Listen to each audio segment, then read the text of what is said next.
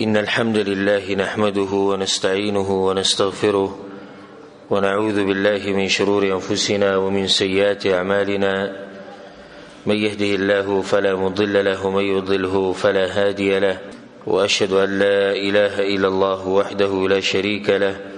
وأشهد أن محمدا عبده ورسوله صلى الله عليه وعلى آله وصحبه أجمعين.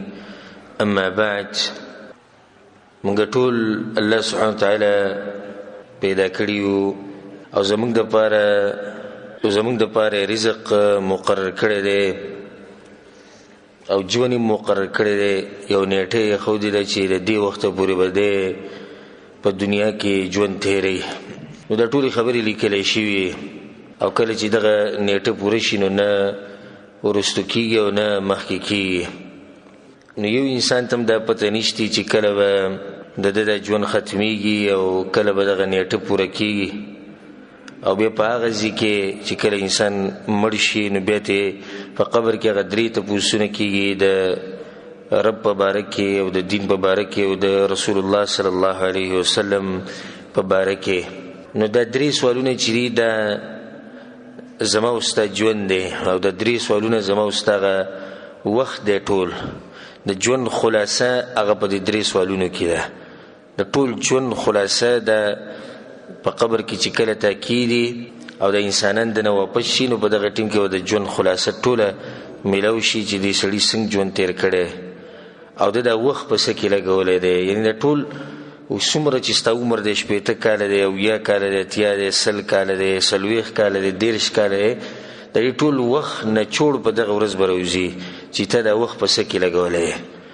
نو یا د هغې نه بعد بیا جنت دی الله سبحانه وتعالی دې موږ ته نصیب کړي، او یا د هغې نه بعد والعیاذ بالله جهنم دی الله سبحانه وتعالی دې موږ لرې ساتي. ډېر خلک د دې وخت په باره کې کوتاهي کوي، ځکه رسول صلی الله علیه وسلم دا خبره په حدیث کې کړې ده. په صحیح بخاري کې دا حدیث دی د عبدالله بن عباس رضی الله عنهما: نعمتان مغبون فيهما كثير من الناس. رسول صلی الله علیه وسلم وی دوه نعمتونه دي چې د خلک د غیب باره کې په دوکه کې پراته دي، یا دوه نعمتونه دي چې خلک د غي قدر نه کوي او د غي قدر ورته نه معلوم: الصحة والفراغ، روغ بدن او فارغ وخت. نه دا روغ بدن چې د الله سبحانه وتعالی غټ نعمت دی، نه ستا بدن روغ دی، نه ستا خپې لاسونه کار کوي، ستا دماغ کار کوي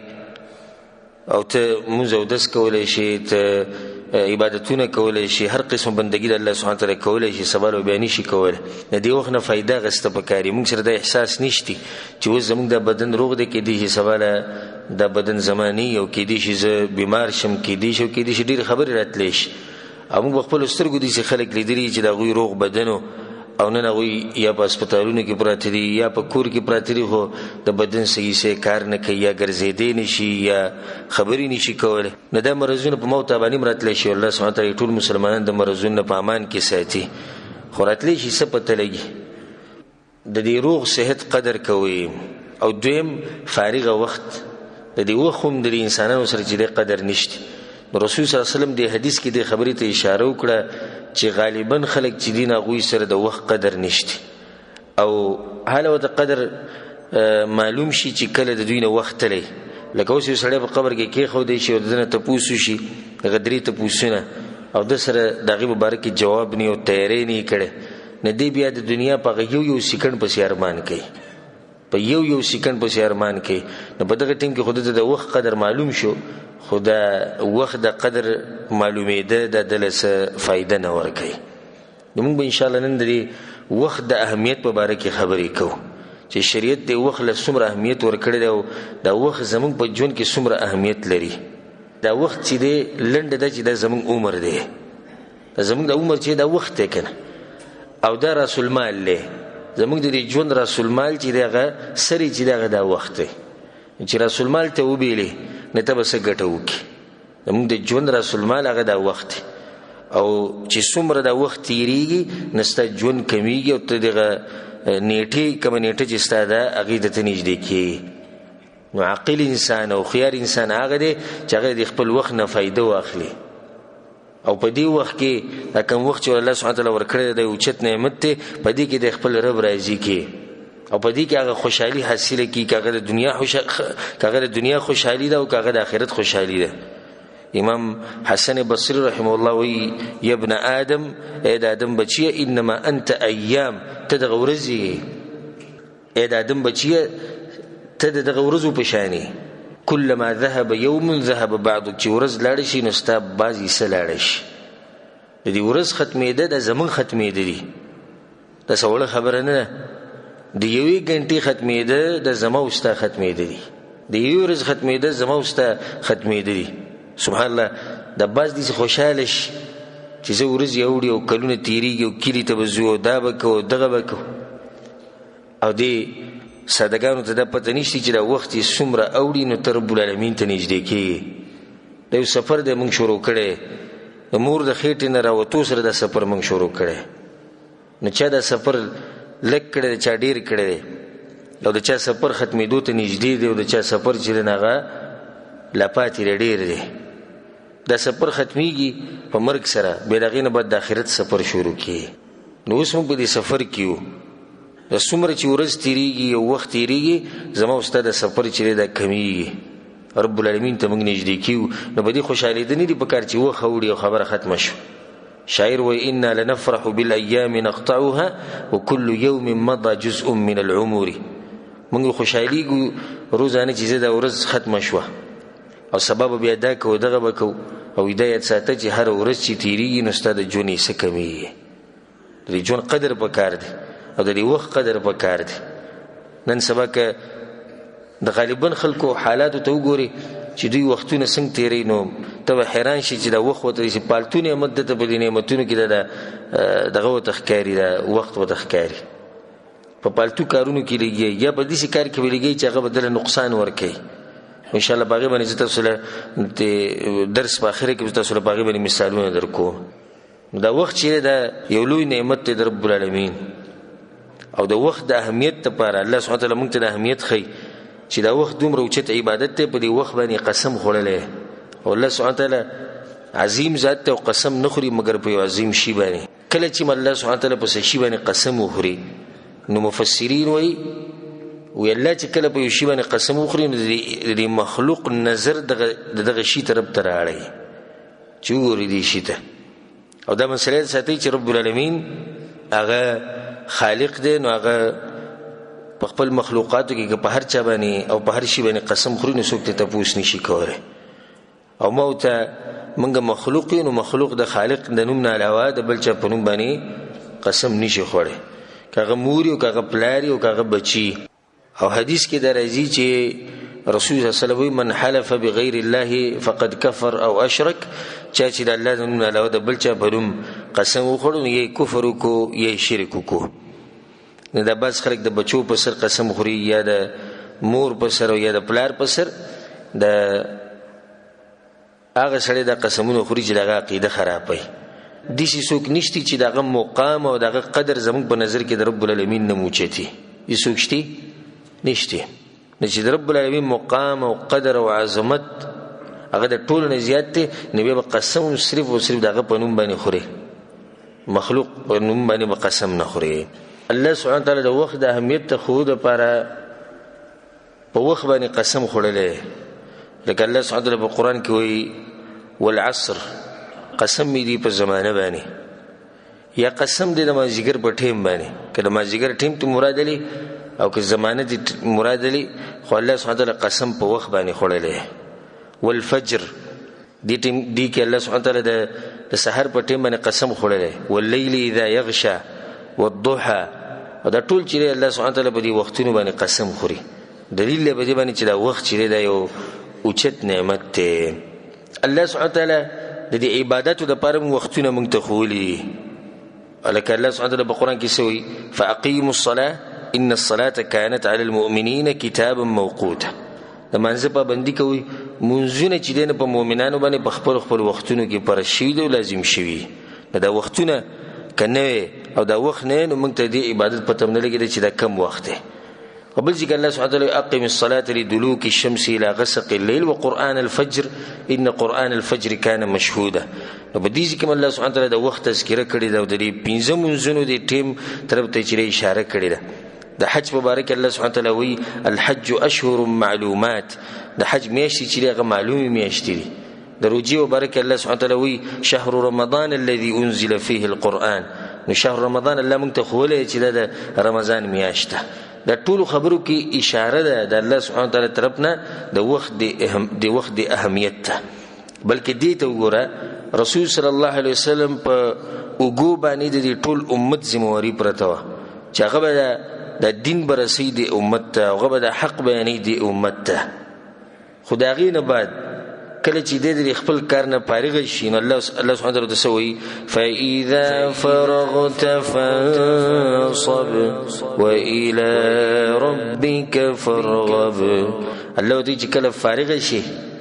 نو بیا خپل رب طرف ته ودرېږي بیا دغه عبادت پکې کوه دغه عبادت نه علاوه کم کې چې ته مصروف یې چې خلکو ته دین بیانې کله چې د دین د مشي او د زموریسته ختم شي نبیا غله مکینه بلکې د الله سبحانه تعالی بل بندگی شروع کوه رسول صلی الله علیه وسلم ته الله سبحانه تعالی داوی نظام واستو مبارک یې خیال هغه چې کوم عمل کې لګیاله د دعوت چې کې د یو عبادت خو الله سبحانه تعالی چې کله دغه نه ته خلاص شي او دغه نه دمشي او یا د شپې کور تراشي یا د ورځې سټیم ته ملاوي شي نو بیا د خپل رب طرف ته چیرې توجه ساته او د قبل بندگی شروع کا او راشه زمونږ حالات ته وګوره والله لازم چې کومه حسابونه شروع کو چې 24 غنټې کې زمونږ په دې وخت کې موږ رب العالمین له څور کړي نته به حیران شي کومه حساب شروع کو 100 منټونه علاوه موږ 100 منټ الله سبحانه تعالی ورکو بس 100 منټم دي سی لکه په زور زبردستی چې څوک منګه د منزل راولي یا د درس راولي په زور زبردستی هم به احسان یو قسمه د کوج منګ راغلی وو الله سبحانه تعالی په قران کې دا خبره کړې ده د غوږ کې دی یا ایها الذين امنوا لا تلهكم اموالكم ولا اولادكم عن ذكر الله ایمان والو د سینې چې تاسو د اولاد او تاسو د بچي دوی تاسو د الله دی دولونه غافل کی وانفقوا مما رزقناكم او خرچو کې دا غسنه چې ما تاسو له درکړي الله چې کمال موږ لره کړی دی الله وی په دې کې د دینه خرچو کوي وانفقوا مما رزقناكم من قبل ان ياتي احدكم الموت مخکې د دینه چې تاسو کې یو کس لمرګ راشي نبی بسوي فيقول ربي لولا اخرتني الى اجل قريب فاصدق واكن من الصالحين مخکې د دینه چې تاسو کې یو کس لمرګ راشي او بیا دا چغوي چې الله لولا خرتنی الى اجر قریب کله ټیم دی مال را کړه نو ما به صدقې ور کړه مخکې دینه چې موږ د چغي د زنکدن په وخت کې وو چې الله موږ له لګ وخره کې چې موږ دوره کته منځ کو یا الله موږ له لګ وخره کې چې موږ صدقې ور کو یا الله موږ لګ وخره کې چې موږ تایید کو یا الله موږ لګ وخره کې چې موږ دین زده کو یا الله موږ لګ وخره کې چې موږ jihad کو یا الله موږ لګ وخره کې چې موږ د مور بل سره خو کو یا الله موږ لګ وخره کې چې موږ د خلکو حقوق ادا کو د به بدغه ټیم کې هیڅ فائدہ نه کوي مخکې دینه چې انسان دا چغي وي او دا پر یادونه وکي په کار در چې موږ د وخت اهمیت وپیژنو وستا وخت موږ سره شته نن چې بازارو مشتي سامان پکې مشتي او تاسو سره پیسې مشتي تر سامان غستې مشي سبب نه بازاري او نه به سامان او نه به پیسې صرف چې نه غو حساب کتابي نو په کار دی چې موږ د وختونو فائدہ واخلو عبد الله ابن عباس رضی الله عنه روایت ما تاسو ته ویل کسات مخکي چې رسول الله صلی الله علیه وسلم نعمتان مغبون فيهما كثير من الناس دونه نعمتونه چې خلک به قدر کوي د دې وخت او د روغ بدن بل حدیث اور رسول صلی الله علیه وسلم سوی امام ترمذی رحمه الله دا حدیث راوړی د معاذ بن جبل رضی الله عنه رسول صلی الله علیه وسلم لا تزول قدم عبد يوم القيامه یو بنده د قیامت پورز مخ کې نشیتلې د قدمونه مخ کې نشیتلې حتی يسأل عن اربع تر دې چې سلور خبرو ته پوښتنه شي د دې سلور خبرو جواب ورکړي به مخ کېږي اولنی سوال په دې سلور کې دی عن عمره فيما افنى د دې جون مبارک به الله تعالی ته پوښتنه کوي چې د دې پس کې خوري کړي دا جون دې پس کې ختم کړي نه دا غوړي چې مزید سحر په سمزدوري لزا او ماسخوتن راځه مزدوري نه او بیا روټي خورو بیا ود کې خدب کې او دغه سوچ کوي چې د میاش په اخره کې چې پیسې څومره رالي او تنخواه څومره جمع شو د دې هر سبب باره کې د دې یو سکند د دې یو منټ به تانه تپوس کی عن عمره فيما افنى چې تخپل جون پس کې لګولې پس کې د ختم کړي وعن شبابه فيما ابلى خپل ځواني دی پس کې خوري کړي دا دویم سوال دی تخپل ځواني پس کې خوري کړي ځواني صرف دې لپاره ده چې توبه کې مزدوریانی کې بس ځواني دې لپاره ده چې سړی به په واده پسې ګرځي په جنکو پسې به ګرځي په شهوت پسې به ګرځي یا صرف ځواني د دې لپاره ده چې جمال او حسن او په دې پسې ګرځي یا ځواني صرف دې لپاره ده چې جنگ جګړه وبږي کې انسان په زور کې بدمعشي وکړي ځواني دا یو وخت دی چې دې الله سبحانه وتعالى ته تپوس کوي خصوصا زموږ د ځوانانو ته دا خطاب دی او غالبا چې موږ سره دین هغه ځوانان دي چې دې ځواني به تاسو رب العالمین تپوس کوي ګوره د دې سند چې ته هر څه دی وکړو خبره ختم شو نه د دې به تاسو تپوس کوي په دې ځواني کې د رب العالمین بندگی کوي د دې وخت نه فائدہ واخلي د ځواني ګوره بیا نه راځي ګوره د ځواني بیا نه راځي وستر الله سبحانه وتعالى مقدر کړی ده زور هم ستا بدن کې شتي او ستا په اډوکو کې زور شتي ستا په جبه کې زور شتي ستا په سترګو کې زور شتي ستا په زړه کې زور شتي نو اوس دا زور چې د رب العالمین د دین د لپاره چې استعمال ک دا دویم سوال دی دریم سوال چې رسول الله صلی الله علیه وسلم وعن ماله او د مال مبارک به تپوس کیږي من اين اكتسبه وفيما انفقه چې د مال ته کم ځای نه ګټل او په کم ځای کې لګولې او دا ډیره اهمه خبره ده زمونږ د ډیر خلک صرف دا ګوري چې مال به ګټو څنګه دې ته سره سوچ نشته چې دې بم لا تپوس کی نه کده په دروغو پیسې واغستې او کده په دوکې سره واغستې او کده چا سره ظلم کو مال ته واغستو که هر طریقې وکړو خو مقصد د دې چې د پیسې زماله استراش د دې مبارک رب العالمین تنه تپوس کې د دې اغستی د کم زینې دي په څه طریقې دی اغستی ته چې د میاشتې تنخواه جوړ کړي مثال کې 2000 3000 ریاله د 2000 3000 ته څنګه ملو شي په دې کې ته دوکه خونه نه کړي دې کې ته درو خونه دی ویلي دې کې ته حرام خونه دی راغستې دې ټول خبرو به تپوس کې به دویم تپوس د مال سره تعلق ساتي چې مال دی به لګولې په کم ذکر دا یو اهمه خبره من ګوره د تاسو د خبرو کوم غوګو ته کولو کوي من ګوره په دې دنیا کې چې ژوند تیرو نو من ګوره د الله بندگان یو او بنده هغه څه کوي چې مولا وته وي کوم چې دغه مشری کوم چې دغه سیدی چې هغه ته سوي نو د ماغه کوي من د دنیا کې چې ژوند تیرو من به رب العالمین د وینا مطابق ژوند تیرو من دلته آزاد نه یو ګوره د دنیا چې د کافر د لپاره جنت ته او د مسلمان د لپاره جیل دی موت په جیل کې او موت په جنت کې نیو دلته به د هر څه زمونږ ته پوس کی د هر څه به زمونږ ته پوس کی جیلی چې کله به جیل کې ناغه خپل زړه مطابق او چې هغه خواهشات څخه وړي هغه نشي کولای کنه کولای شي نشي کولای الا هغه څه کولای شي چې کم تانداري یا افسری کاغه ته سوي هغه اجازه ورکړي کولای شي نور دې خپل مرزي مطابق هیڅ نشي کولای دغه شماو ته یو په دنیا کې دلته به ژوند تیرو د رب العالمین د شریعت مطابق چې موږ جنت ته لاړ شو الته به ته د ازادي ملوي وس موت په جیل کیو دا خبره یاد ساتي د سینې شي کېده چې زه چې غواړم هغه بکی نه او که کوم ځکه الله موږ له ازادي را کړی دا نه ازادیم د شریعت پابند ده دیسی ازادي چرته موږ الله نه درا کړی چې سدي زړه کې راځي هغه کوا دیسی ازادي چرته الله نه ور کړی دغه کافران دي هغه چې سب زړه کې راځي هغه کوي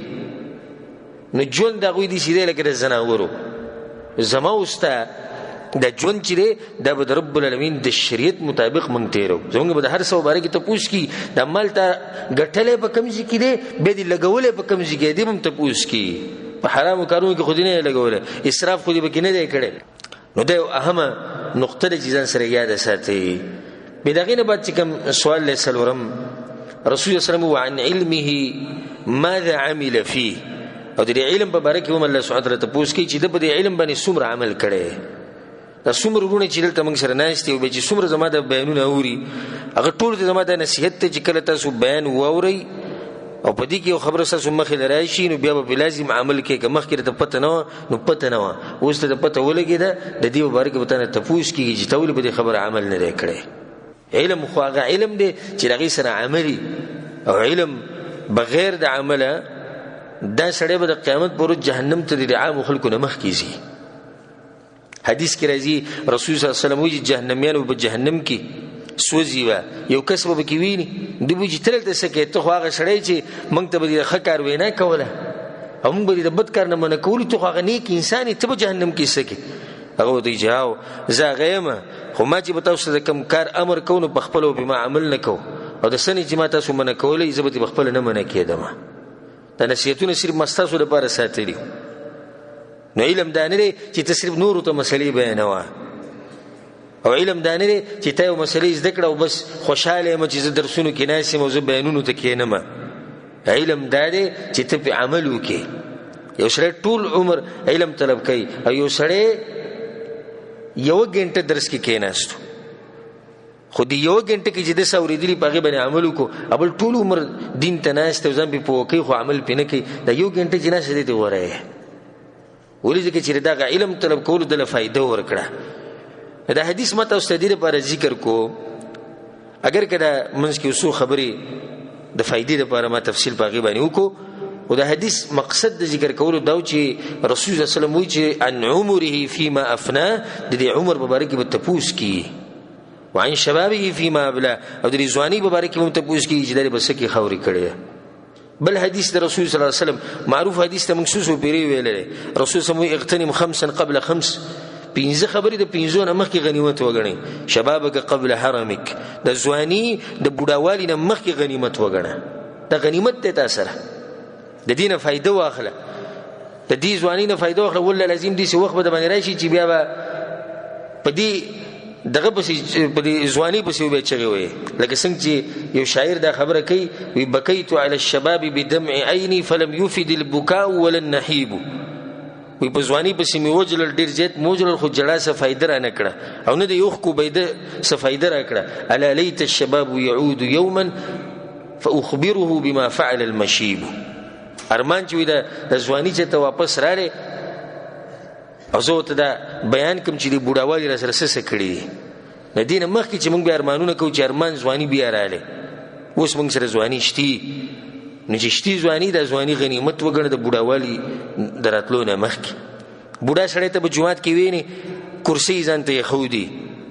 غریب چې رکوع له ځي په څه طریقه ځي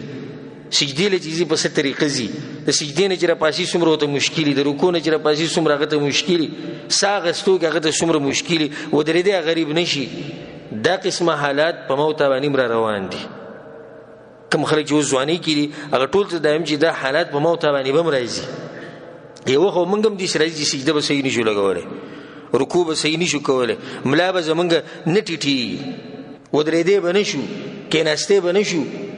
نو په هغه ټیم کې بیا موږ ارمانونه کوو چې ارمان په کوم وخت کې چې زموږ بدن روغ و په هغه وخت کې هم د الله بندګي کړې وی نو څومره ښه به وی او دا راته ووایو د شریعت د اسانتیا ته او د رب العالمین د مهرباني ته وګورئ رسول صلی الله علیه وسلم وی چې کوم سړی یو عمل کوي لکه اوس یو ځوان هلک دی او ځان یې عادت کړی دی په روجو باندې یا ځان یې عادت کړی دی په تهجدو باندې او دی بیا عمر چې زیات شو نو روجې نشوي نیوي بدن کمزور شو ډاکټرانو منع کو هغه تهجد نشي کولی کومې چې به ځوانۍ کول رسول الله سلم وایي که دی کولی هم نشي الله به له هغه اجر پوره ورکوي ځکه چې د مخکې نه کول خو دا په دې شرط چې ته د اول نه ځان عادت کې به دی چې د اوس نه ته بندګي کې د رب العالمین یو وخت راغی نشي کولی خیر دی که نشي کولی الله به د اجر هماغه درکوي ځکه چې ته اوس هم کې خو بدن کې د طاقت نشتی نو رسول الله سلم وایي چې ځواني دا د بوډاوالي نه مخکې غنیمت وګڼئ بیا رسول الله سلم وی وصحتک قبل سقمک او دا روغ بدن دا د بیماری نه مخکې غنیمت وګڼئ دا روغ بدن د بیماری نه مخکې غنیمت وګڼئ تاسو لاړ شئ د هسپتالونو ته وګرځئ په د هسپتالونو کې دنیا داسې خلک پراته دي چې هغوی په دې ارمان کې دي او دا ارمانونه کوي چې موږ صرف دا یو پرې د تندې رب العالمین ته به سجده ولګولی او صرف هغو په دې ارمان دي چې زموږ دا جبه لګوله کېږي چې موږ بر الله نوم واخلو نن ستا بدن روغ دی سوای هېڅ پته نه لګي هیڅ پته د انسان نه لګي. انسان ډېر کمزور دی والله العظیم. د انسان کمزورتیا زه په کومو الفاظو کې بیان کړم. دومره کمزور انسان دی چې په دې خوله کې او په دې ژبه باندې معمولي هغه سپینه دانه راوخیږي وړه غونته کې خوله چې پخه شي وړه سپینه دانه اکثر ښکاري نه راوخیږي د دې د ژوند ټوله مزه چې هغه خرابه کړي. دومره کمزور دی انسان چې اوس موږ بندګي د رب العالمین ونه کوو په دې روغ بدن باندې کله به یې کوو؟ کله چې امسا په لاس کې ونیسو بیا به د الله سبحانه وتعالی بندګي کوو؟ کله چې زموږ ټول جسم ختم شي او هر ځینه اوازونه راوځي او هډوکي کار پرېږدي او رګونه کار پرېږدي او کله یو مرض کله بل مرض، د هغې نه مخکې د خپل روغ بدن دا غنیمت وګڼئ. وغناک قبل فقرک، او رسول صلی الله علیه وسلم ووایي د مالداري د غریبۍ نه مخکې غنیمت وګڼئ. نن موږ سره مثال کې پیسې شتي، سبا به د پیسې نه وي. نن ستا په لاس کې یو زر ریاله شتي، نن ستا په لاس کې 1,00,000 روپۍ شتي، سبا له کېدای شي ته باندې غریبي راشي او دا درسره نه وي. ما نن یو ملګري راته په واټس اپ باندې انټرنیټ باندې یو ویډیو راولېږله د یو سورین تاجر، او هغه ناسته په لاره کې کوپڼې خرڅوي. نو کس یې تپوس کړي تاسو د څه ټایم نه ناست وي؟ زه د 7 بجو ناست یم، د مازدیګره پورې، دغه مازدیګر ټایم دی. او څو کوپڼې د خرڅې کړې وي؟ 15. نو ستا قصه نه هغه چې قصه شروع کړه هغه مخکې کروڑپتی لکپتی تاجر و. کروڑپتی لکپتی تاجر و هغه. او وایي چې ما سره دومره پیسې وي که ما په دغه پیسو باندې پخلی کولی نو پخلی به م کېدو، چې دغه پیسو ته ما اور اچولی او ما پینګولي او چین او دا شینه پخولی نو هم پې پخېدو. بس एकदम د الله امتحانونه به دې سرالو چې هغه دغه روډ باندې بیا ناست کوپڼې خرڅولې. او بچي وایي بچي رانه ټول تللي دي، خپل خپلوان ټول تللي، صرف زه یم او زما ښځه وایي جونګړه کې اوسېږو. بس هغه دهشت او هغه پروتوکول او هغه ګاډي او هغه ټوپک او کلاشنکوف او هغه پلانې صاحب او پلانې صاحب وایي هغه هر څه ختم شوي ته دي. نن تا سره مال شتي د دې څه پته لګي سبا به یا به نه وي. د دې مال نه فایده واخلي، رب العالمین به راضي کوي. وفراغک قبل شغلک، دا حدیث موږ دې لپاره راوړو چې خپل فارغه وخت دا کوم وخت چې الله تعالی درکړی دی د دې قدر وپېژنه، د دې نه مخکې چې بیا مصروفه به شي نو بیا به دې وخت پسې ارمان کې. وحیاتک قبل موتک، او لنډه ده چې د خپل ژوند غنیمت وګڼه د مرګ نه مخکې. الله سبحانه وتعالی په قرآن کې دا خبره کړې ده چې دا خلک چې کله مړه شي او خصوصا هغه مجرمان او هغه بېدینه چې د الله سبحانه وتعالی د شریعت مطابق ژوند نه یې تېر کړی، د هغوی یو ارزو الله را نقل کوي په قرآن کې. د هغوی یو ارمان څه وایي؟ رب ارجعون لعلی اعمل صالحا فیما ترکت. یا الله ما واپس که دې لپاره چې زه لاړ شم او نیک اعمال وکړم. کله الله ورته نه کېدی نه شي، دا خو کېدی نه شي ځکه چې یو پر الله خبره واضحه کړې ده موږ ته. نه هلته بیا د چغو وهلو څه فایده نشته. دا کمې ګینټې چې الله تعالی درکړي دي، دا کمې ګینټې چې الله تعالی درکړي دا ګوره ډېرې قیمتي دي. او دا په پالتو خبرو باندې مه خرڅوه. دا ګینټې، دا وخت، دا منټونه، دا سیکنډ. لکه شاعر وایي دقات قلب المرء قائلة له ان الحیات دقائق وثواني. وی د زړه د دړکن چې کوم د دړکن دا درس چې کوي دا د انسان ته دا وایي چې ګوره ستا د ژوند دقه شم په سیکنډونو په منټونو کې روان دی. د ژوند دقه د سیکنډونو او د منټونه چې راجمه کې ستا د ژوند ته جوړېږي. د خپل د کومې ګینټې چې الله تاسو سره درکړي، د کوم وخت چې درکړی دا مه خرڅوه. او په هغې باندې ته چې یو پالتو مجلس واخلې، اوس یو سړی په مجلس کې ناست پالتو خبرې کې قیمتي وخت یې خرڅ کو. دا قیمتي وخت مه خرڅوه په پالتو کارونو باندې.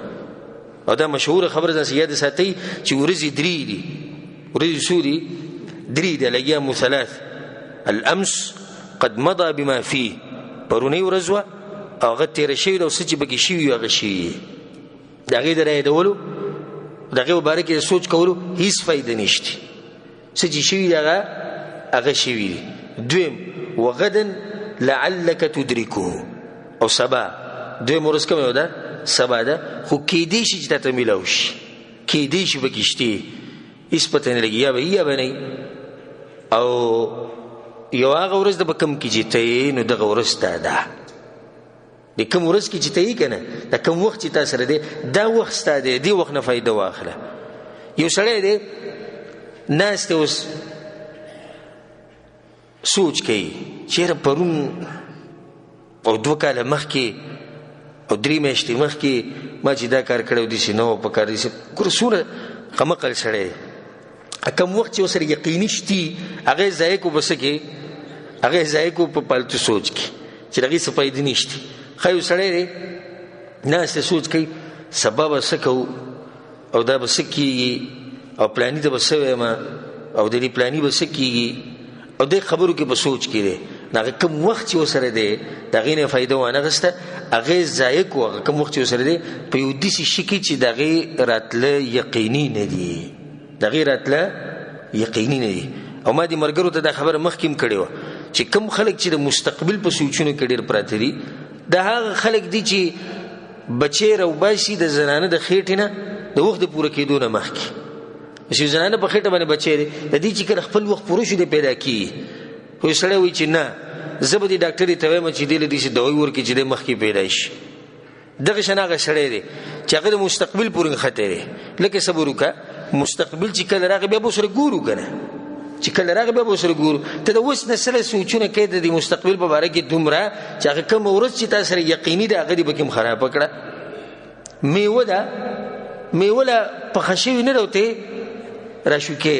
د ته نقصان کار کوي که لږ صبر وکړه میوه چې کله پخه شوه بیا به د ریټونو هم تپوس وکړو او بیا به د کریټونو هم تپوس وکړو او بیا به د بازار هم تپوس وکړو بیا به د ګاډو هم تپوس وکړو چې به سوی وړي به سوی نه راوړي د اوس نه ته لږ هغه میوه شوکې نو هغه شته چې کومه میوه ده هغه دې هم خرابه کړه نه 3 ورځې دي یو پرونی ختمه ده یو سبانۍ هېڅ پته نه لګي یوه ته چې پکې د دې نه فایده واخله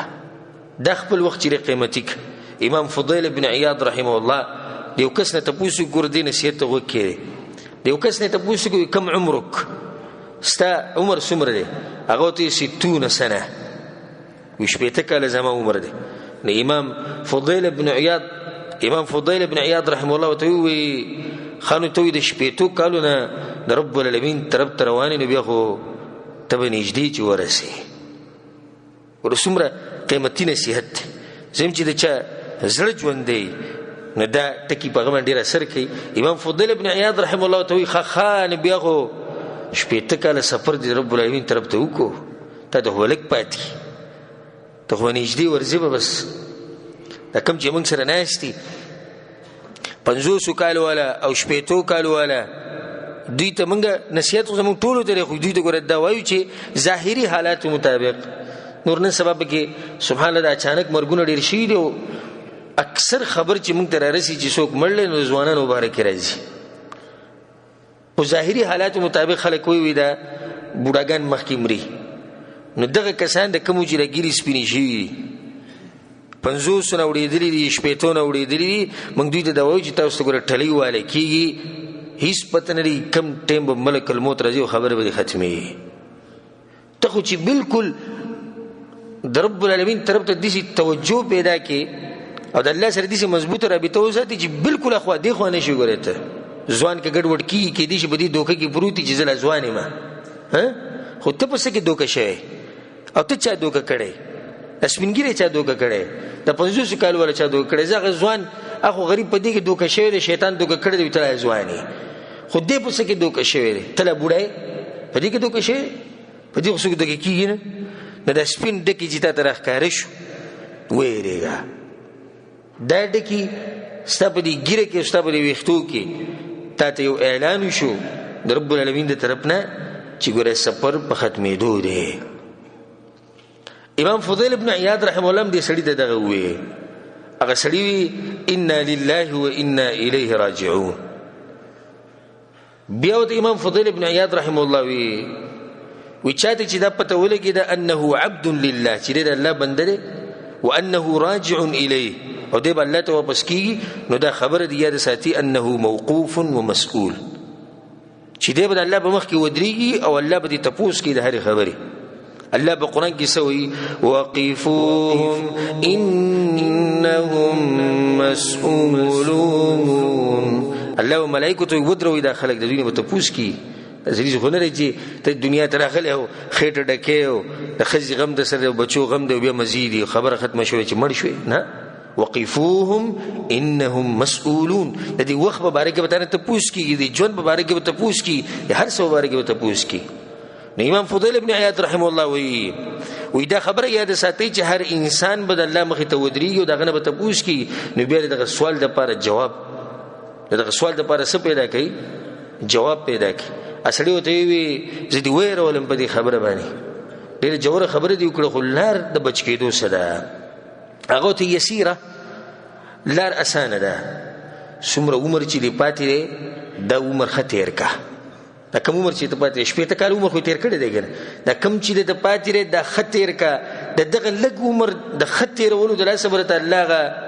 پخوانی وبخي. یغفر لک ما مضى. الله دې مهرباني ته وګوره، یو سړي 80 کاله عمر دی او 15 کاله موږ چې ځوان شوی دی، 45 کاله د موږ چې ګناهونه کړي دي. 80 کاله عمر و چې توبه یې وویسته، 2 کاله ژوند یې تېر کړ او مړ شو. د دې 2 کالو د لاسه الله د 15 کالو ګناهونه بخي. د الله مهرباني ده. ناغو ته وی کوم عمر چې پاتې دی دا ښه تېر کا، د تېر شوی عمر به الله وبخي. فانک ان اسأت فيما بقي، بیا ته دا وی او که په دې باقي عمر کې دی هم دغه حالو دا کم چې دی اخذت بما مضى وما بقي، نو بیا به الله دې تېر شوی عمر هم تپوس کوي او د دغې بدن هم تپوس کوي، دا کم چې لږ پاتې دی، کم چې به ته تېرې. بیا په دوانو کې راګیري چې کله دا ژوند ته د رب العالمین د شریعت مطابق تېر نه کو. امام ابن الجوزي رحمه الله په خپل یو کتاب کې چې دی نه ډېره قیمتي خبره کړې ده، اوږده خبره ده، خو حاصل دا خبرې دا دی چې وی زمونږ په دې زمانه کې دا خلک څه عجیبه خلک دي، هغه د خپلې زمانې خبره کوي. وان طال الليل، که چېرته شپه اوږده شي فبحدیث لا ینفع، که شپه اوږده شي نو دوی به کې پالتو خبرې کوي. دا خو د هغه زمانه داسې ده. او بقراءة کتاب، یا به داسې کتاب وایي چې پای کې به غزلي او پای کې به ګډې وډې خبرې. وان طال النهار، او که چېرته ورځ اوږده شي فبالنوم، ورځ چې اوږده شي بیا به خوبونو کې تېری، او یا به په بازارونو کې ګرځي او په لارو کوڅو کې به ګرځي. بیا په اخره کې هغه دا خبره کوي چې زه تاسو ته الله رایدم، د الله نه ویرېږئ، د دې عمر په باره کې به تاسو نه تپوس کېږي. زه دا وایم چې امام ابن الجوزي رحمه الله د خپلې زمانې دا خبره کوي، که هغه زموږ په دې زمانه کې چې هغه به سوی دی. عبدالله بن مسعود رضی الله عنه وی او دې خبرې ته غوږ کېدی، وی ما ندمت على شيء، وی زه په یو شي باندې دومره نیم خفه شوی او دومره پې نیم نادم شوی او دومره پې نیم پښیمانه شوی لکه څومره چې زه په هغه ورځ باندې پښیمانه شوی یم. غربت فيه شمسه نقص فيه اجلي ولم يزدد فيه عملي. وی زه په هغه ورځ باندې ډېر خفه یم او په هغه ورځ پسې ډېر خفه یم. په کومه ورځ چې نور ډوب شي او زما عمر کم شي او زما عمل پکې زیات نشي، وخت پالتو تېر شو، وی په دغه ورځ پسې زه خفه کېږم. عبدالله بن مسعود رضان څومره اوچت انسان دی، هغه پسې خفه کېږي. او ما ورته څومره پیرې ده نور ډوب شوی دی او زمونږ او ستاسو په اعمالو کې زیاتې نه دی راغلی، دا به څومره پیرې شوی، بلکې زمونږ حالات ښه بدتر شوي دي. ډېرې پیرې والعیاذ بالله نور به داسې هم ډوب شوی چې زمونږ حالات دغه مخکیني نه بدتر شوي دي. ډېرې پیرې نور داسې هم ډوب شوی دی چې الله سبحانه وتعالی پکې زمونږ نه راضي نه دی او په دغه ورځ نور به موږ باندې ډوب شوی. نو موږ تا ته دا وایو چې کله هم ته د شپې کټ ته خېږې نو لږ ساعت له پکې دا سوچ کوو چې تا د رب العالمین د دین دپاره څه کړي دي نن. دغه سوچ موږ تا ته نه وایو. صحیح ده، د خپلو بچو دپاره ژوند تیرول او د هغوی دپاره کوششونه کول دا شریعت موږ ته ویلي دي، خو دومره په هغې کې انسان نه ورځي د بچو دپاره رزق ګټلو کې چې رب العالمین د نه هېر شي. د الله دپاره دې څه کړي؟ د الله دپاره مطلب دی چې هغه کم عملو چې تا خالص د الله دپاره کړی دی، پیسې پای کې مقصد نه و، دنیا پای کې مقصد نه و، کم عمل ته د الله دپاره کړی. تا د مسلمانانو څومره خدمت کړی، تا اسلام ته څه فایده رسولې ده. کله چې ته د شپې ویده کېږي دې خبرې ته لږ سوچ کوه که. حماد ابن سلمة رحمه الله وی ما جئنا الى سليمان التيمي، هغه معروف عالم او زاهد انسان سليمان التیمی رحمه الله وی کله چې موږ په سليمان التیمی رحمه الله بسرالو او دا وخت به د عبادت ناغه په عبادت کې او کدا به د منځ ټیم وجدناه مصليا نو د منځ کې ولاړ ګوري خبره ته سوچ وکي دیسي انسان ژوند تیرې د وخت نه فائدہ غست دي ته وی کله چې به د منځ ټیم نو یا به موږ برالو د بلګو دس وکاو او یا به د مریض ته پوسل روانو موږ د چت رواني وې دیږي یو کس بیمار دغه ته پوسل ځم یا به روانو د جنازې سره او یا په جمعات کې ناس الله به یادو وی موږ بداوی موږ به وی حماد ابن سلمہ رحم الله وی موږ به وی چې سليمان التیمی رحم الله له د ګناه کولو چلوم نه ورزي یعنی دومره هغه بزند دي ګناونه لري ساتو موږ به وی چې دله د نافرمانی چل د سره نه ورزي نه دی بسره الله نافرمانی وکي دي ته وی مسلمان ژوند دي سي تیری دا ټول ورځ مصروف وي ک دې پکې دنیوي فائدہ ګټي او کو اخروی موږ دا وایو چې خپل وخت مزایه کوه ک دنیوي فائدہ به ګټي دنیوي به کې وګټه خیر دنیوي وګټه خو پالتوي مته روا ته اسنه سي پالتو دنیوي دینی فائدہ به کې نشته مثال کې نه داغه نه خدای چې دنیوي فائدہ خو ته ملاوي شي ک دینی نشتی نو کومه ته ملاوي شو دنیوي ملاوي شو چې یو فائدہ خو ته ملاوي شي عبد الرحمن ابن ابي حاتم الرازي رحمهم الله دا عبد الرحمن د امام ابو حاتم رازي زوی دی خپل بلار قصه کوي ابو حاتم الرازي ته مشهور محدث تر شه دی چې د ورستنی خلق ټول د دې علم ته حیران دي الله سبحانه وتعالى عجيبه علم دلور کړو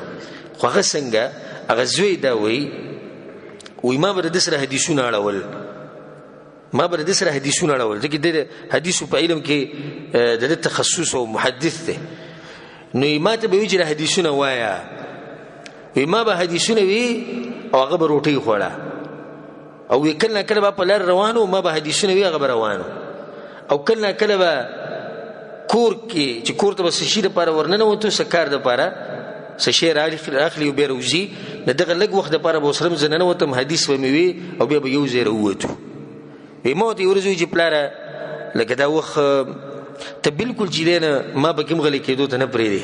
ولی ما ته چې زوی د وخت بیا پته نه لګي به ملوي کنه ملوي د دې کوشش او مهنت نتیجه دا و چې دغه کتابونه جرح او تعدیل کې دغه کتابونه په تفسیر کې دغه کتابونه دي او هغه په یو کتاب دغه دي سری چې هغه په زرو اجزاو کې دی یو کتاب زر مجلدات دي زر مجلدات علماء دغه یو کتاب ذکر کوي چې هغه د زرو مجلداتو کې لیکلو زر کتابونه لیکل تفسیر په یو عنوان باندې لکه دې موضوع جنا نه ده موضوع یو ده او حصي سودي زر حصي دي دا علم هغه ته کم زینه ملاو شو پر ژوند کې د برکت ته کم زینه راغی خو د دې درسه چې هغه ته پته و چې د خپل ژوند نه فائدہ غسته غواړي علي بن ابي طالب رضی الله عنه په خطبه کې دا خبره کوله وی دنیا چې دا مونږ ته شاکړې د روانه شوې ده او اخرت مونږ ته مخه کړې ده او زمونږ طرف ته روان دي اوس ګوره د دنیا زمونږ نه تللی ده او څوک روان دي مخې ته اخرت ته دی خبره کې سوچ وکي زما دا خبره لکه ذهن ته کوزه کوي ته چې کله پیدا شوې دنیا ته راکوشوي او چې څنګه دی دنیا ته راکوشوي نو د دنیا نه څه شوي روان شوي مخله اخرت را روان دي اوس موت ټول روان شي د دنیا نه لکه دا سوچ مکو چې مخنه و مال دنیا راځي دنیا تعالی نه راځي تر دنیا نه روان شوي تعالی چې راځي نه اخرت را روان دي علي بن ابي طالب رضی الله عنه وی دنیا چې موږ ته شاکړې ده او تللی ده او اخرت موږ ته مخ کړې ده او روان دي ولكل منهما بنون او د دې هر یو خپل بچی دي د دنیا بچی مشتي او د آخرت بچی مشتي فكونوا من ابناء الاخره ولا تكونوا من ابناء الدنيا نو تاسو د آخرت بچی شي د دنیا بچی ما جوړيږي یعنی د دې خپل وخت نه فائدہ واخلي فان اليوم عمل ولا حساب نن عمل شتي خو حساب نشتي سبب حساب خو عمل بني والله لازم کدی قبرون د قبرون ول در پاسول کنه او کچته دوی خبري کولای شوي او الله را پاسولې او موږ د داته پوښ کړی چې تاسو په سبا ډیر خپې نو دوی به دغه یو جواب به چې موږ په دې به خپې چې زمنګ نه دا وخت ولې دې تیر شوی په یو سکند پسې په یو منټ پسې الله سبحانه وتعالى بالقرآن کې سوي يومئذ يتذكر الإنسان وأنى له الذكرى باغ ورځ به انسان نصیحت قبلې خو نصیحت بوله فائدہ نه ورکړي دا کوم ورځ ده د قیامت دي خبرې ته وکړي وای بس یقول یا لیتنی قدمت لحیاتی ارمان چې ما د خپل ژوند لپاره څه کړی دیږي کې ته ناشنا فائدې ذکر کوم د اوس ولال په کوم ځای کې دی په آخرت کې دی که په دنیا کې دی آخرت کې دی کنه او یا الله ارمان چې ما د ژوند لپاره څه کړی مطلب دا شو چې ژوند هغه ژوند دی دا ژوند نه دی اخو دې سونه ژوند خو هغه په دنیا کې هم تیر کړی نو بیا څنګه وایي چې ما د ژوند لپاره څه کړی مطلب دا شو چې حقیقي ژوند هغه د آخرت ژوند دی دا ژوند دا خو لږ وخت لپاره دی او نن او سبا به تیزو نن یا سبا به تیزو نو کوشش پکار دی مخکې دې نه چې بیا موت ارمانونه کو الله وبل ځکه سوي ان تقول نفس يا حسرة على ما فرطت في جنب الله الله مونږ ته نصیحت کړي په قرآن کې او په دې نصیحت باندې عمل کوي مخکې د دینه چې د قیامت پر ورځ به نفس دا وایي چې هاي تبعید زمانه لپاره مولي الله په بارک دي سې کوتای کړي دا الله په بارک کوتای مکوي د دې وخت نه فائدہ واخلي دې خبره ته وکړي دی جهنميان چې جهنم ته لاړ شي او جنتيان چې جنت ته لاړ شي نو پدې کې دا خبره به کوم دنه د چې د جنتيان چې جنت ته تللی دي ځکه چې د وخت نه فائدہ اغسته ده جهنميان چې جهنم ته تللی دي وخت قیمت وسره نو وسره وجود دا خبره ولې په قران او حديث کې شتي او شتي په قران کې دا خبره شتي الله سوي وهم يصطرخون فيها جهنميان بچغوي په جهنم کې خاصه چغوي ربنا اخرجنا نعمل صالحا غير الذي كنا نعمل يلا منغو بس او منغو واپس ولې دنیا ته من به اعمال کو نیک اعمال بکو هغه شان اعمال بنکو څنګه چې من کړی الله ول جواب ورکي او څومره ناشنا جواب دې ته وکړي اولم نعمركم ما يتذكر فيه من تذكر الله بوتوي ولما تاسو له دومره عمر نو درکړي چې باغې کې نصيحت اغستون کې نصيحت اغستې شي دومره عمر خو تاسو له درکړه مطلب دا شو چې تاسو د خپل عمر نه فائدې نه واغستې تاسو د خپل ژوند نه فائدې نه واغستې ځکه نن تاسو په جهنم کې پراته ولعیاذ بالله جنتیان چې جنت ته لاړ شي الله وو تسوي کولوا واشربوا هنيئا الله وو ته خوري اوس کوي مبارک دي تاسو ته خوشاله اوسئ ولي الله تدويل د نعمتونو ورکه بما اسلفتم في الايام الخاليه د دې د لاسه چې دوی غ تیرشي ورځو کې د الله د پر ډیر څه کړیو او ورځو نه فائدہ غستو دغه وخت نه فائدہ غستو زمته شتور ته نصیحت ته چې د خپل د دې وخت قدر وپېژنئ نن سبا چې ډیر خلکو نه د وخت ضایع شو د دې یو څو اسباب د ذکر کوم ډیر نه سلور د ذکر کوم اولنې سبب د وخت د ضایع کېدو دا دی چې د انسان سره مقصد او هدف نه وي نه دی لګي د زناور په شان ژوند تیری د هر خيار انسان او خصوصا چې مسلمانی د هغه به یو هدف یو مقصد دی موت چې دی دنیا ته راغلیو د څه مقصد پر راغلیو کنه ا مقصد څه دی د الله سبحانه وتعالى بندگی کول الله راضي کول د الله د جنت ګټل ته زموږ مقصد دی نو موت به مقصد نه یو په دنیا کې کم سړی سره چې مقصد نه دی د وخت پالتو تیری چې تاسو ته اسی مثال د ذکر کوم یو سړی د واده کوي و چې زه واده کول غواړم نه دی به کوشش دا کوي چې هغه اسباب ولټي چې پاغي باندې د واده ته ورسي یو سړی دا غواړي زمانه تاجر جوړ شي نه دی به لازم هغه اسباب لټي چې دغه د لاسه بده تجارت ترسي او دغه شان بیا ځه. نو زما وستا مقصد هغه د جنت ګټل. مونږ سره یو غټ هدف دی. زما وستا سره پالتو وخت ګورې نشتی. مسلمان سره پالتو وخت د سره یینه. حدیث کې دا راځي ګوره دې غوږ کې دی. رسول صلی الله علیه وسلم و امام ترمذی رحمه الله دا حدیث راوړی من خاف ادلج څوک چې یریږي د دشمن سره مقابله رواني او دې په یره کې چې مقابله وسنګ کېږي څنګه باندې کې سوچ وسره ادلج نو دې د شپې په ولنې ایسه کې چې دې وځي په سفر باندې خوبونه نه کوي. اگر که د شپې تور تیار د خدای په کیسه کوي سفر بګي کوي. ومن ادلج بلغ المنزل او څوک چې د شپې په ولنې ایسه کې وځي نو خپل منزل ته چې په اساني سره رسي. دیزی کی دا خبر رسول سم دې لپاره ذکر کړه وی کم سړی چې د الله نه یریږي او خپل هدف او ته معلوم نه هغه کوشش کوي هغه پریوزي نه هغه خوبونه نه کوي. الا ان سلعه الله غاليه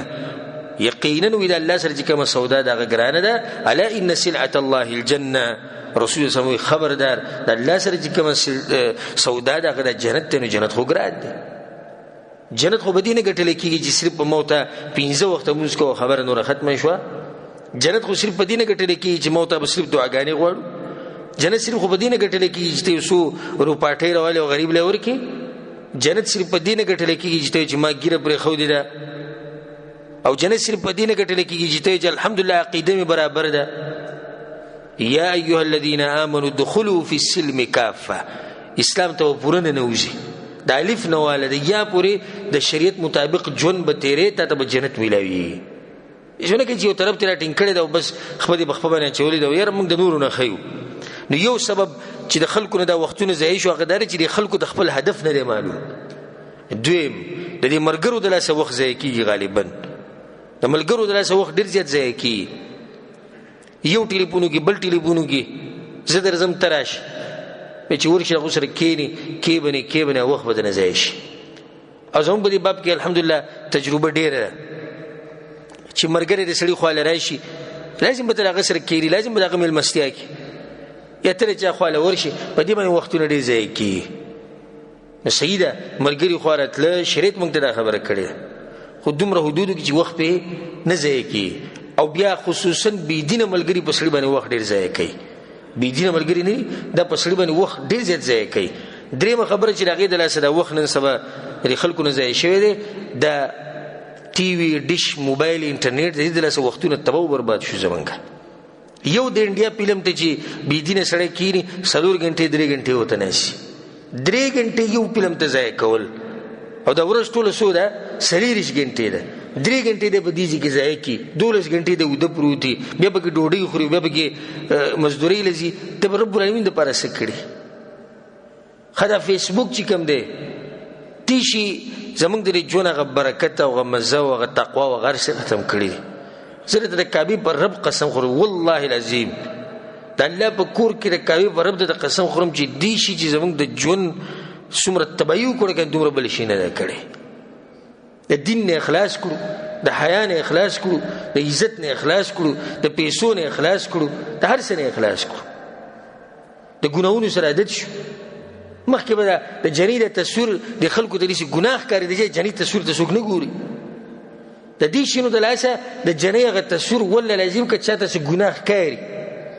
زه به د خپله خبره کې انشاءالله صحیح یم تاسو اتفاق کوئ که نه کوئ. څومره خلکو سره دلته فیسبوک دي یو دی پکې لاس اوچت کړي چې زما په فیسبوک کې د جنې تصویر نه راځي یو دی پکې لاس اوچت کړي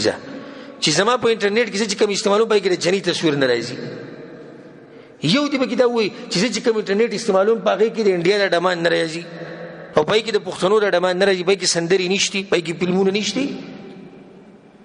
په دې خبرونو کې د نه هر څه پرېږده په دې خبرونو کې د نه څومره جنکۍ راځي دا ټول ګناهونه دي. زموږ سره عادت شوي بس ګناه راته سره ګناه نه ښکاري. خپل ځاني والله لازم ماته خپل ځاني د ژوند څه بې برکته ښکاري. مخکې داسې نه و مخکې داسې ژوند نه و کله چې دا فیسبوک او دا شي نه و سړی به مصروف و په کتاب کې په لیکلو کې په یو عبادت کې یا به په دنیوي یو کار کې مصروف و چې هغې د لاسه به دته فایده میلاو شو پیسې به رالې بچو له به یې رزق وګټو. اوس سحر او ماخام د قشیده به وګوري نظر ختم شو راګي دلاسه دماغ د دې لاسه کمزوري کی د ډاکټرانو په دې باندې بحث کړي چې کم سړی چې دغه ته ډیر ګوري موبایل ته د دماغ کمزوري کی راځي خلکو دماغ بالکل خراب کړي او دلته یو مرګره سوخ مخ کی چې راغی یو مرګري دماغ لږ خراب شي نه د څه د لاسه خراب شي د څه د لاسه خراب شي چې هغه په دې انټرنیټ باندې سمیسي چې چاته کولې څه خبره ترې کول به ما سره ملاو شو دلته نبی ماته یو کس نوم غستو یو سړی نوم وی هغه به ګوره زما مبارک سوی یو صحافي یادو پاکستان کې یو صحافي د خبرونو راکړي وی هغه به زما مبارک سوی ما خطه ته سوی په پاکستان کې ناس ته ناس ته سوی نه ما ته پته ولګی چې دې چې دانوم برالي نو د هم د پروګرامونو کتلی دی پای کې د دماغ خراب شي دی قیادی دا خبره د فائدې لپاره د ذکر کوم یو سورج مخ کې زما سره یو کس ملاو شو دا خبر ما دي مرګرو ته کړم ده او هغه دا خبر وکړه چې شیخ صاحب زه خودکشي کوم او زمانه جون بالکل خراب شوی دی ختم شوی دی اصله په ظاهر کې تک خسړې خدای شیطان په سړي باندې زور ورشي او غالب شي د ډیر ته پوښتنه نه بعد هغه په دې راځي شو چې ماته خپل خبره بیان کړي دغه ماته د وی شیخ صاحب د خبره په خله باندې د ویلو نه ده مزه خیر ته ماته وی به زه غوسه شوم ما سره چې بستړی کې که خبره کې او نظر ضرور ښکارم یو خپل خبره ماته وکړه هغه ماته دا وی مسله زما د دې فیسبوک د لاسه ده بز پوښ پزره کې زما ټکو چې فیسبوک خبره ده دا ډېر ورانه خبره ما فیسبوک ته د سی ویل شي جل شي وی په دې فیسبوک باندې یو الک به ما سره به مخربي ته کوي جنیم نو ګرسوک الک زمو دا خرابي ته بیا ډېری شو یو بلغه سړی د دې قصو سره ناشنا او ندیده چې په دې شي رڼا ورځ به تورش پشي زموږ د خلکو د شي نه ولیدل چې ویل دي اوس به سم ختی دي او د انګريزان دي او د سعوديان دي د خلک د شینو سره عادت نه غوي ته دومره توجه نه او زموږ د خلک اول پیری لیدلی بس سترګو نه لړقي چې دې کې وګورئ سي نه هغه مرګري وې زما دغه سره رابطه جوړه شو شیخ سی وې تاجود موز ما پرې هو څنګه چې تاجود منځ په ټیم کې ما دغه سره به رابطه کوله بیا وې ورو شیخ سی د سحر موز زبیا علیکم چې را پاسم کله و بجې کله ته بجې حالانکه هغه چې زه په اول سب کې ولاړم منځ کې او شپې تاجود ما چتنی پرې خو دا ول پر په باندې حدیث سره بیا وې د غالک ماته یو بازار خو چې تل تراش او زه تاسو سره ملایويږم وې ما چې صحیح ده وې منګه ټول خبره تر ارسه وکړه او زه لاړم په هوټل کې مې کمرم بوکړه د فحشې د پاره بیا زه هغه به بازار ته ورلم چې بازار ته ورلم نو الته یو بل کس ولاړل هغه کس نه دی خو زه په جن ما سره د سلام وکړو چې څنګه خې د قصې چې ما ته کې د پښتون دی د قصو د بل چا چې سره کار کړی د عربي ویزه اریان کړم مې چې ما سره لاس ملو کړو ما ته چې خاط دا چلونه کې بس زمانه ور برخته شو اوس دا غزين وروته ګاډي رانه ویل ته پاتې شو ګاډي چې مکم ځان سره ګور ارنه پاتې بیا رنه ګاډي غزه یې شو ټیکسي کې نه سمو ټیکسي ور ماته وی چرته دی سمو چې چرته ویس وی چې چرته ما چې چرته ویس ته ست پوښونه کې زب سیده زه سوخ بس برابر شوم بیرالم ګاډي می پیدا کولته ولاړو وس هغه الکانو د دنه بس ویډیو کړي یا د دنه به خبري ټیپ کړي اوس هغه د دنه مطالبه کوي د پیسو او که پیسې نه راکې نستا دا ویډیو ستا دا خبري او د هر څه موږ نشر کو او په فیسبوک کې درچا سره خپل مرګري نو دا ستا د مرګري موږ پیژنو موږ به دوی ته ولیو خو چې یو سړی لورله او به نور د نشر کې نور د نشر کې ناغه ماته اخر هغه ماته دوی شیخ صاحب جدید نور لکه خودکشي کو نو الحمدلله مولا ډیر ښه تسلی ورکړه زموږ د خلکو کې دا مرز دی کې د څوک مونږ ته قصو کې موږ وجل کېږي ځا کافر مرتده دا لږ سره دې خبرې کړي ته لا دلته راغلی اوس ما پسې نه وليه نه هغه ته ما داسې وي چې ګوره داسې کېږي په تا باندې شیطان زورور شي خو تا هم غلطي کړې ده اوس داسې کار وکړي چې الله ته رجوع وکړه او دا د طریقه ته مخکې دا اقدامات دغه کړه انشاءالله الله به تا په حفاظت کې ساتي حاصل د قصې لکه دا قصه ما دې لپاره ذکر کړی چې دا برکت د فیسبوک دی چې هغه سړی په ټینشن کې دی وایي زه ځان مړ کوم او ځان وژنم ځکه کال ته زموږ خپلو خپلوانو ته پته ولګي صحیح ده چې ته اوس یېرېږي چې خپلو خپلوانو ته ملګرو ته پته ولګي تا په ټیم ولې سوچ نه کوي چې د الله سبحانه تعالی چې معین هغه له به څه جواب ورکوم دا سوچ پکار وکنه نو زما ته اوس دا نصیحت دی چې دا ټي وي او دا ډیش او دا موبایل استعمالول د وخت یعنی یو وخت لپاره رویله وی ګوره بیا کېد خو چې دلته راشي جومات ته دا بس بېدینه جومات ته به راشي اقامت ته به 5-6 منټې په دغه ټیم کې د دعا غوښتی شي او د بانګ او د اقامت په منځ کې چې کم ټیم دی په دې کې رسول سمو چې دعا قبلي دی په دغه ټیم کې دعا نه غواړي دی موبایل له وباسي دې سم لیدلي کې چې نه یې دی موبایل له وباسي او دا په دې جومات کې به ناسي موبایل به ګوري په ډیره کې به ناسي موبایل به ګوري مونځ به تېو شي لکه راځه منزله نن میچ دی کرکټ میچ دی کرکټ میچ 4-5 غنټې به د هغې ته ناسي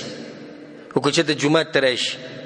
او مونځ 2 منټه اوږد شي نو بهر بیا خبرې کوي نن یې مونځ اوږد کړو 2 منټه عام مونځ په 10 منټو کې ختمېږي نن په 12 منټو کې ختم شو دی او بهر بیا لګي خلکو ته به شکایتونه کوي شکوې به کوي چېرې دا مولا مونځونه اوږدوي او موږ ځان له ستړي یو او 4-5 غنټې به دی د کرکټیانو ته ناسي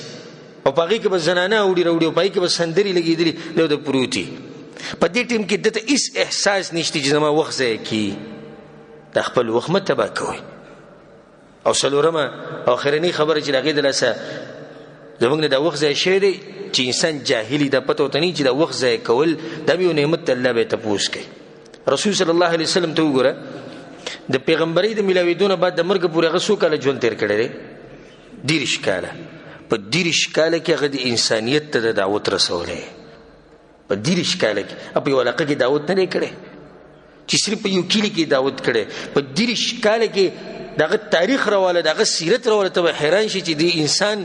څومره قدر کړی د خپل وخت څومره قدر د خپل وخت کړی بیا صحابه کرامو له راشي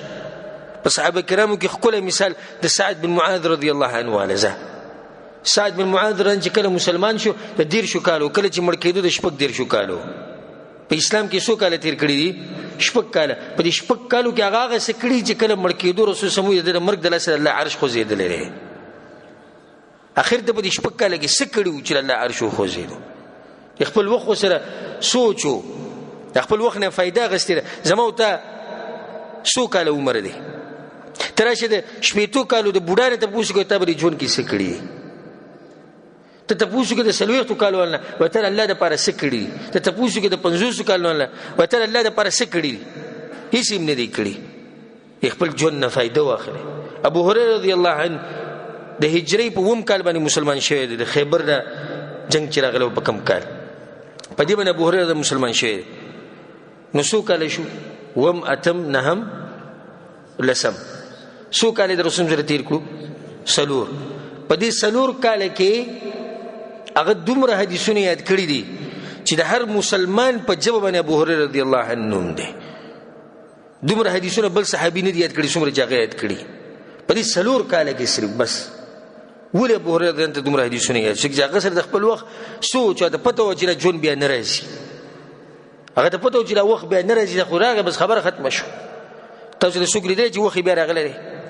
او هر تیر شي وخت خلک پسې ارمان کوي هر تیر شي وخت پسې پرون د جمعرات ورځ وکنه او ته سوچ وکړه یاره پرونی ورځ څومره ښکلې وه هر تیر شي وخت پسې ته ارمان کوي نو د خپل وخت داسې تیر کړه چې سبا له پسې ارمان نه کوي خپل یو جدول جوړ کړي یو ټایم ټیبل کې د ځان دپاره چې زه په دې وخت کې قرآن وایم په دې وخت کې مزدوري کوم په دې وخت کې به ذکر او اذکار کوم په دې وخت کې به علم طلب کوم درس له به ځم په دې وخت کې به نفلي مونځ کوم په دې وخت کې به خلکو ته د الله سبحانه وتعالی دین بیانوم او په دې وخت کې به ځان له دې څه زده کړم چې دنیوي فایده راته میلاو شي دا څه خبره نه ده خو چې وخت نه پالتو ونه وړي ځان له پکې خیر د دنیوي ګټه کوه، خو د دې نه ښه ده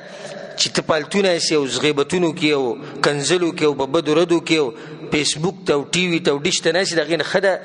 نه ښه دا ده چې ته خو په دنیوي کار کې واړه خو چې یو فایده ته میلاو شي. نو دا یو نصیحت و د وخت په باره کې. الله سبحانه تعالی زموږ د وختونه برکتي کړي او څه چې زموږ نه شوي دي په تېر شوي ژوند کې الله سبحانه تعالی د هغه کوتاهي موږ ته وبخي او پر روان ژوند کې د الله سبحانه تعالی موږ له توفیق راکړي چې موږ د هغه داسې بندګي وکړو لکه څنګه چې هغه غواړي. او الله سبحانه تعالی دې څنګه چې موږ په دې مبارک جومات کې یو ځای کړي یو دغه شان الله موږ په جنت الفردوس کې یو ځای کړي. هذا وبالله التوفیق وصلی الله علی نبینا محمد وعلى آله وصحبه اجمعین.